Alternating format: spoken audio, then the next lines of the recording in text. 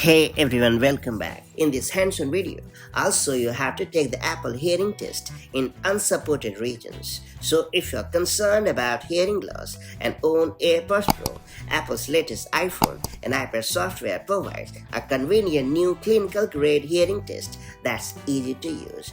Unfortunately, Apple's hearing test feature isn't available in all regions and territories as of now, but that doesn't mean you can't take the test. That said, let me show you how it's done the right way. First and foremost, you have to download this super cool Apple hearing test shortcut on your device.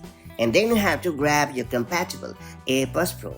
And then you have to run the shortcut on your device to take the test. It's worth pointing out that the Apple hearing test requires you to listen for a comprehensive range of tones at different and sometimes very low volumes. Therefore, make sure to take the test in a quiet environment for the full duration of the test, free from intermittent noise, people talking, or loud air conditioning or fan systems nearby. And once you have taken the test using this method, your results will be available in the Apple Health app. Note that you won't be able to access Apple's other hearing health features like Media Assist and Hearing Test if they are not officially available in your region.